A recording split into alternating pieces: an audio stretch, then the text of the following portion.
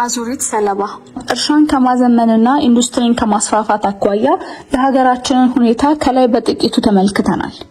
በዚህም በዘመናት ሁሉ ለሁሉም የኢትዮጵያ መንግስታት የጋራ ሆነው የተጣቡንን አንዳንድ ችግሮችን ማጤን አስችሎናል። እነዚህ ችግሮች ዋነኛ ውጤታቸው ደግሞ የድህነት አዙሪት ነው። በውሃ ቅዳ ውሃ መልስ ውስጥ መሽከርከር፣ ትናንትናም ከትናንት በስቲያም ዛሬም እዚያው መርገጥ፣ ታሪክን ለጥልና ለንትርክ እንጂ ዞሮ ለማየት ለመማር ለመሻሻል አንጠቀምበትም። ታሪካችን ከታሪክነት አልፎ ሕያው ሆኖ ዛሬም እኛን ያባላናል።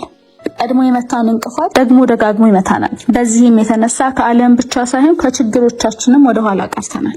ችግሮቻችንን ቀድመን አስፈላጊውን ዝግጅት አድርገን ተጠናክረን አንጠብቃቸውም። ይልቁንም ውድመት ፈጥረው ጉዳት ካስከተሉ በኋላ እንደርሳለን። ከድቆሳው ሳናገግምና ያለፈውን ችግር ሳንፈታ ስጋቶቻችን መልሰው መላልሰው በአዙሪት መልክ ይጎበኙናል።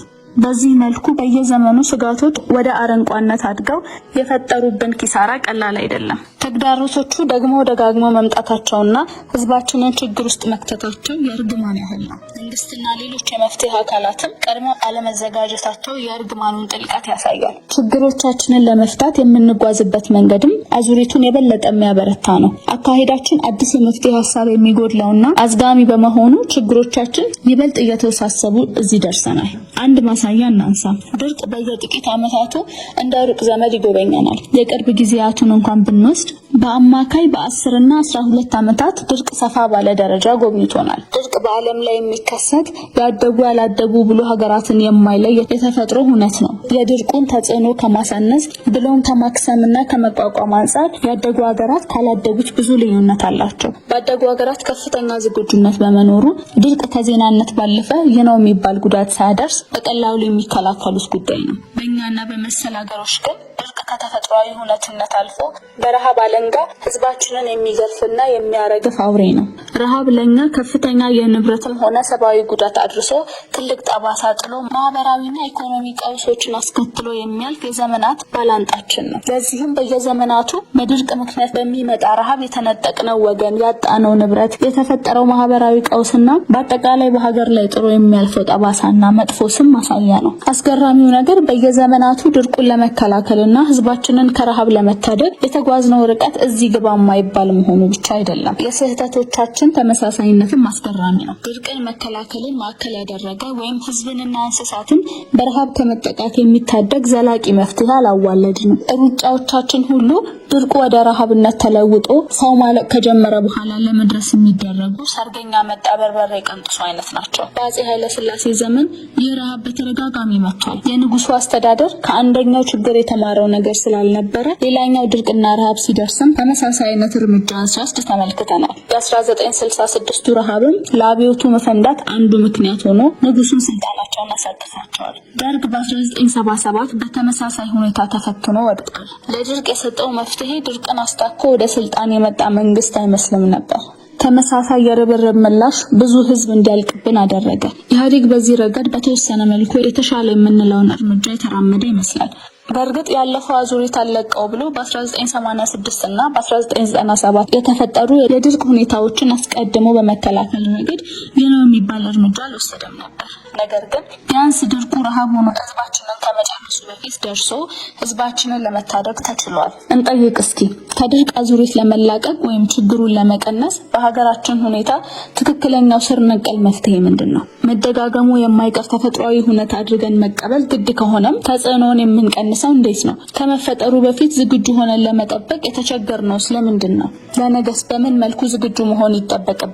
የሚሉት መልስ የሚሹ ጥያቄዎች ናቸው። ሌላው የአዙሪት ማሳያ ጦርነት ነው። የኢትዮጵያ ታሪክ የጦርነት ታሪክ ነው ቢባል ማጋነን አይሆንም። የሀገር ውስጥ የእርስ በርስ ጦርነትና ከውጭ ወራሪ ጋር የተደረጉ ጦርነቶች ለልማት ፋታ አይነሱን፣ የሰራነውንም መልሰው ሲያፈርሱብን የኖሩ ናቸው። በተለይ በዘመናዊት ኢትዮጵያ ከዳግማዊ አፄ ቴዎድሮስ ጀምሮ በዘመኑ ጦርነት ያልገጠመው ክተት ያላወጀ መንግስት የለንም ማለት እንችላለን። እንደ ዋናዎቹን እንኳን ብንወስድ ከቱርክ፣ ከግብጽ፣ ከደርቡሽ፣ ከእንግሊዝ፣ ከሱዳን፣ ከጣሊያን፣ ከሶማሊያና ከኤርትራ ጋር ተዋግተናል። የቀኝ ገዢዎችን እብሪት ለመታደግ ያደረግነው ተጋድሎ ለዓለም በተለይም ለወንድም ጥቁር ህዝብ ትምህርትና አርአያ የሆነ አኩሪ ገድል ነው።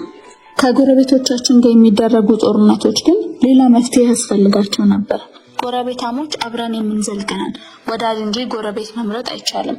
ጎረቤትን ወዳጅ አድርጎ ተስማምቶ መኖር ብቸኛው አማራጭ ነው። በድንበር ያለው ህዝባችን ከህዝባቸው ጋር ብዙ የጋራ ነገር አለው።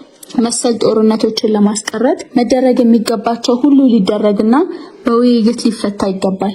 ከጦርነት ታሪካችን አኳያ መመለስ ያሉብን ጥያቄዎች አሉ።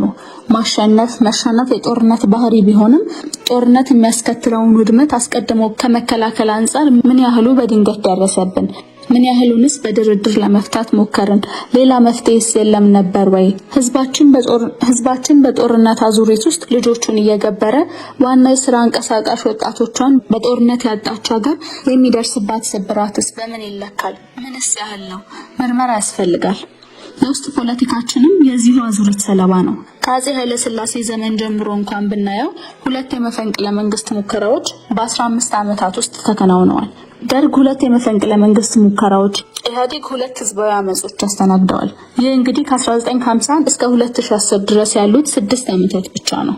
ከ6 በላይ በሆኑ አመጾች የታጀቡ ናቸው። ህዝብ ይከፋል፣ በመንግስት ላይ ያምጻል፣ መንግስትን በኃይል ለመቀየር ይሞክራል። እንዲህ ያሉ አመጾች ሳይሳኩ ቀርተው መንግስት እድል ሲያገኝ ብዙ ነገር አስተካክሎ የህዝብን ጥያቄ በመመለስ ሰላማዊና መልካም አስተዳደር የሰፈነበት ጉዞ ይጓዛል የሚል እሳቤ አለ። የሆነው ግን በተቃራኒው መሆኑን ቀጣዩ አመጽ ይነግረናል። አስገራሚው ነገር ግን በዚሁ መንገድ ተሰክቶለት ስልጣን የያዘው አካልም አመጾችን መልሶ ማስተናገዱ ነው። ፖለቲካችን በአዙሪት ውስጥ የሚዳከር ነው። የፖለቲካችን አዙሪትስ ምክንያቱ ምንድነው? በእነዚህ ህዝባዊ አመጾች መካከል ያለው አንድነትና ልዩነት ምንድነው? የሚከተሉት ርዕዮተ ዓለም የተለያየ ቢሆንም ፖለቲከኞቻችን ለህዝባዊ አመጽ ያላቸው ምላሽ እንዴት ተመሳሳይ ሆነ? ከመጀመሪያው የህዝብ አመጽ ፖለቲካችን ትምህርት ያልወሰደው ስለምንድን ነው? ይህም ግምገማና ትምህርት የሚገኝበት መልስ ይፈልጋል። በአጠቃላይ ችግሮቻችን ሁሉ አንድ ጊዜ ተጋፍጠን አሸንፈን ወይ ተሸንፈን የምንቀብራቸው አልሆኑም። በአዙሪት የምንጠመድባቸው ናቸው። ይልቁንም በየጊዜው እንደ ጥቁር እንግዳ በድንገት የምንቀበላቸው ሰርክ አዲስ አዙሪቶች ናቸው። በትምህርት፣ በጤና፣ በንግድ ወይም በሌሎች ዘርፎችን ብንዘረዝር የአዙሪት አባዜው እንዳለ ነው። ችግሮቻችን እንደ ጆፌ አሞራ እንደዞሩን አሉ። ዛሬን ሲሰናበቱን በከርሞ እንጠብቃቸዋለን።